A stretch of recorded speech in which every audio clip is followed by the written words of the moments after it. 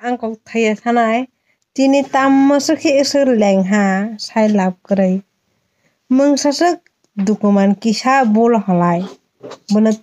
तामाने असक नाहन कोनो बोलबो अंगजाया बोल बोलते तो आं नंनो फुनंनो काइसा आने कैमरा क्लियर अंगयानि बागै ननो गांखौ फुनं मानेया ऐसे ए डॉक्यूमेंटो किसा मिस्टेक खाये कलम कुफुर खायतंया दाय एबो बुबाय खाये बने मुसि आरखाय माने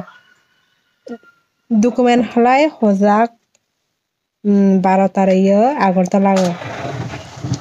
तापरे मैडम कल खाय सागबा दिने कागज दे बोल तामा बोल हिमालाय जे सुई माने कलम को फियांग माने बेनि बागै बोलपो कपाला था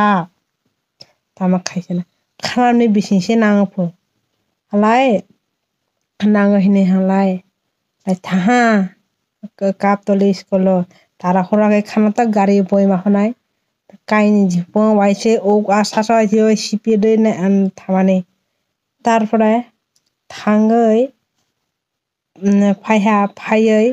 वाइसे बनैसि डॉक्यूमेंट लागै तांगै फायै आरबो खाना बना से डॉक्यूमेंट गाड़ी बक्सा रेडी होताय आसो कष्ट नाइदि गाड़ी बयदी होताय